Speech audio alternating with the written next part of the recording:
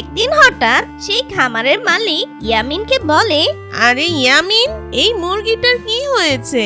মনে হচ্ছে এই মুরগিটা অসুস্থ হয়ে গেছে। শোনো ইয়ামিন, এই মুরগিটা রহিম ভাইয়ের দোকানে দিয়ে এসো, না হলে এই মুরগির অসুখটা আমার সব মুরগিতে ছড়িয়ে পড়বে। আন্টি, রহিম কাকা তো এই মুরগি কেটে বিক্রি করে দিবে।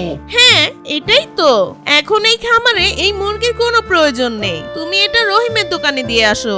আন্টি, এই মুরগিটা যদি আপনার কোনো কাজে না লাগে তাহলে এই মুরগিটা আমাকে দিয়ে দিন। ইয়ামিন, এই অসুস্থ মুরগি দিয়ে তুমি কি করবে?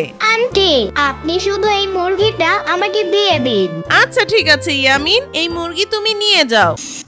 আর ইয়ামিন খুশি মনে সেই অসুস্থ মুরগিটাকে ঘরে নিয়ে আসে।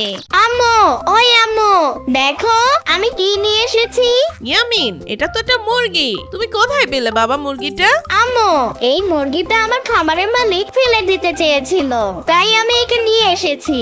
ওর পায়ে কি যেন হয়েছে আম্মু।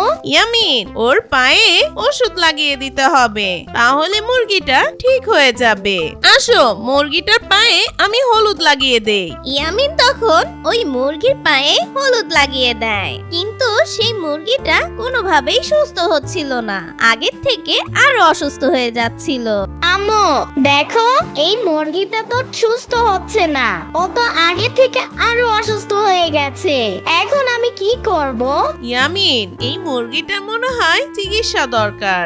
আম্মু, আমাদের কাছে তো এত টাকা নেই যে এই মুরগিটার চিকিৎসা করব। হ্যাঁ ইয়ামিন, কিন্তু এখন আমরা কি করতে পারি বলো বাবা?